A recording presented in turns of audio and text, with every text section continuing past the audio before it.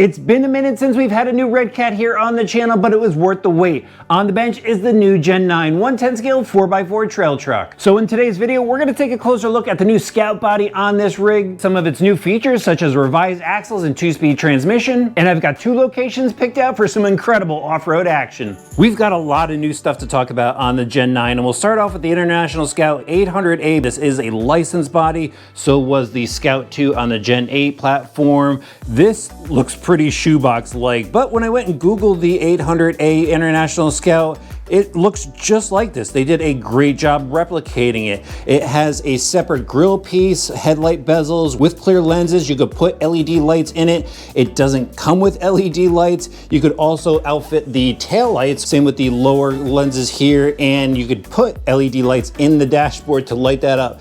Pretty cool, but that is an aftermarket option. Now this is a 3-piece body. It's available in this metallic blue and in a graphite color, like the molded cage on top. The seats are molded. We have other molded details like the windshield wipers, the door handles, the mirrors, and they actually give you additional mirrors in the kit. Mine was actually broken, but luckily they include that just in case something happens, which did to mine. Shifter inside, and then the bumpers here are basically the same front and rear. However, they offer a really good approach and descent angle. I like the sliders on the side. You could go and detail the inside with some included decals. There's also door handles on the inside and even pedals down on the floor. Obviously, there aren't any body clips on here, and they have a new body mounting system that I like a lot better. There's 2 clips in the front that you just swing over, and the body hinges up so you can access the battery. And if you hinge it a little bit farther, it pops off. At first glance, it's got to look pretty much the same as the Gen 8, but there are a lot of changes to this. So the frame rails, from what I could tell, are the same. They're metal C-channel, but the center skid plate has changed. I'll go over that a little bit later. They have new inner fender wells, new floor pans for this, and I like how it just really seals off the underside of the chassis. And on top of the mudguards, you can see these little plates where you can go add LEDs for rock lights. That's a trick. The shock towers appear to be the same as the Gen 8, the cross braces, even the battery tray, the cover for the receiver box looks to be the same. And now we can talk about the driveline, where a lot of changes have been made to this platform. This is now a 2-speed transmission. You can see the shift lever over here with the shift servo. There's a little servo saver on it. There's an aluminum motor plate, slipper clutch, but inside is all metal gears and a metal shift fork. I took it apart so you guys could see it. Full ball bearing setup. And then like the Gen 8, it has a divorce transfer case. And instead of the slider shaft in the center, they now have a dog bone, which offers less bind.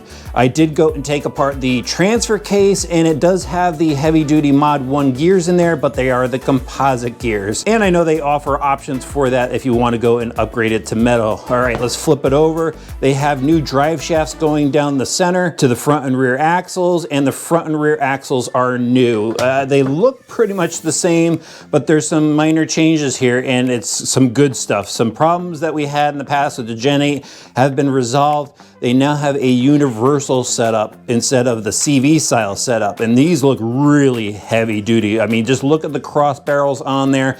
Those are pretty massive. And because of the change, they had to go and redesign the axle housing as well. This is now a 1-piece axle setup, so the C-hub is integrated into the main part of the axle. The diff covers are metal, and inside metal gears, so metal ring and pinion with an aluminum spool. So it's a pretty heavy duty setup. And then out to the steering knuckles, we still have the metal portal gears in there. Again, all ball bearings throughout. So the drivetrain is looking pretty stout. Let's check out the suspension. And we still have metal links, metal pivot ball studs. And where some of the changes have been made is everything is now dual shear for every link mount. And I did notice that the center skid has been changed in terms of the mounting points for the links. They've moved them in a little bit. So that's going to improve the suspension geometry, give you some better articulation. They still have the aluminum shocks, which are a really nice shock, and check out that suspension work. It actually works really smooth now. Again, the rear is a 4-link setup, and the front has a 3-link with a pan hard bar, and they have new mounting points for that. Look at the angle of the pan hard bar going over to the axle and then up to the chassis. That is a pretty steep angle, but it doesn't hit the axle while it's cycling. There's still a little bit of bump steer, and you do get that with a chassis mounted servo, but it doesn't look too bad. All right, let's dive into the electronics now. It does have a 25 kg servo when powered with the stock speed controller. The 550 motor is planted up front here for more weight over the front axle. Love that setup. And then it's powered by the Hexfly speed controller. 40 amp speed controller capable of 2 to 3S. We're going to be running it on 3S. And there's that micro servo for the shift I told you guys about, and there is a new receiver, and I still love these little outside ports. Just makes everything a lot easier to access when you're doing some maintenance on this rig. Fairly easy to work on this. I did take it apart for you guys. Didn't take me too long to rip it apart, show you guys the guts. One more thing we need to talk about are the wheels and tires. This is a B-lock wheel style setup. They've got a beauty ring on the outside, nice chrome wheel, and then they partnered up again with Enrico for the tires. Nice soft lug on these, and I think they improved the foam inserts. Just really quickly, also included in the kit is a new R1 radio system. This is a pretty neat looking radio. I like the red decals on here. It does have a plastic wheel though. Wish there was a foam wheel on it. And it's got a cover for the trims. I like that you could access the power button on the outside and even the second and third channel up top here. They're blue buttons, so they're easily identifiable. You'll need 4 AA's for that, and again 2 to 3S for the car, a charger, and they give you decals in case you want to go and customize the look right out of the box. Manual, of course. Now we need to go drive this thing. You need to see it perform.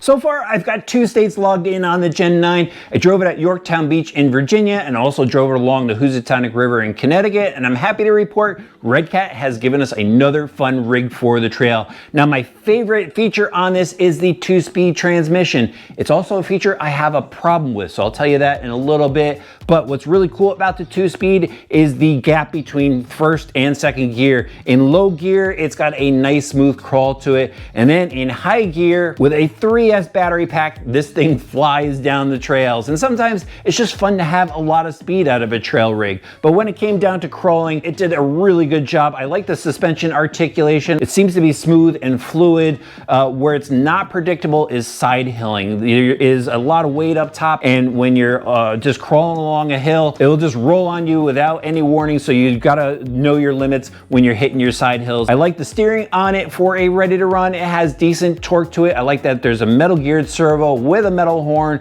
so you got some strong components there. The tires have good grip for trail action, and it did well on the rocks. Now, into the few issues that I have with this truck, I did break the side mirror off. It would have been nice if these were hinged so they would just fold over when you crash it. So I'm gonna have to remove the mirrors from this.